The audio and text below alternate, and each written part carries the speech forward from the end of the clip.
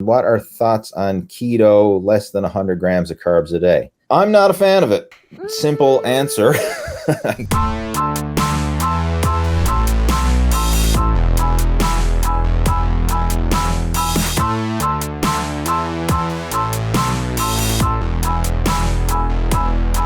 Jeff, what's your opinion? I know you have done keto in the past. I did keto for a whole year. A whole year of keto. So I guess that was, well, if you're getting into ketosis, you're definitely less than 100 grams of carbs a day. Yeah. Right. So share your experiences with following keto for a year, because it does work. Like, don't get me wrong. I mean, it works, but there's pros and cons. And I think from looking at the bigger picture of muscle building and fitness and athletic performance, there's a better alternative, right? So I'm not knocking it. Like, I know people who've gone on keto and have lost weight and everything else. So, I mean, it certainly works, but I think there are better approaches for long-term sustainable fitness and fat loss. But with that being said, you just share your personal experience. Like, how did you get on the whole keto kick?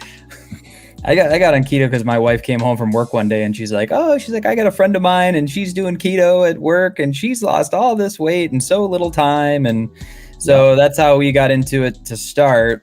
And you do lose a lot of weight initially at the beginning, but it's all water weight pretty much, because you're cutting out all the carbs and all that water retention. So it's very common to see someone get on keto and then they'll lose like 10 pounds, like almost like immediately. And then they think to themselves, oh, this must be really, really working. And but then as I started strength training though in the gym, not having the carbs in my system, I noticed like it was really hard for me to maintain energy, like consistent energy throughout the whole workout. I'd have a hard time getting a pump in the gym. That was another thing. I would just burn out like a lot quicker throughout the day. I know some people say that they have more energy throughout the day for it, but that wasn't the case for me. I would actually crash at one point during the day, and just kind of and then rely on caffeine to kind of bring me back into it. Sure. So I did it for a whole year, but I don't like it because like then you go to that's the kind of restrictive dieting that just gets annoying, because you go out for events and parties or family events and there's like bread and you can't eat bread, or there's things that you want that have carbs in them and you can't eat them. Fruit, like I love fruit. Why would I want to cut out fruit? No one's ever gotten fat by eating too much fruit, but there's carbs in it, so you can't eat it. But at the same time, you can eat butter and bacon and all that stuff as well. So, so I don't know. I did it for a year and I was committed to it and I made it work for a year, and I did lose weight doing it. But by the finish line, I couldn't wait to be off of it. Right. It's not sustainable. Yeah. And if anybody is going to go on a keto diet, you have to look at it as this is a short-term quick fix solution. Like, I know every now and then you hear people say they go on it long-term or they live a keto lifestyle, but I really have to wonder, what do they consider long-term and what do they consider a keto lifestyle? Because sometimes when people are starting something new and they maybe done it for a few weeks or maybe a few months and they're all excited and full of piss and vinegar, they think, oh, I can do this for the rest of my life.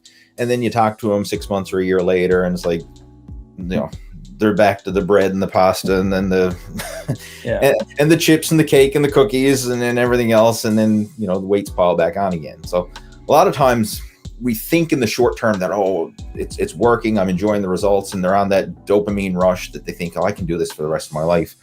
But then, what about a year, 2 years, 3 years, 5 years, 10 years down the road? Like, can you visualize yourself going the rest of your life without eating another carbohydrate?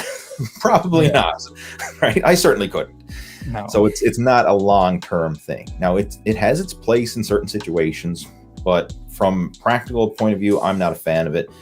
And the big one, again, as I mentioned, the sustainability, but also you touched on this, Jeff, is the athletic performance.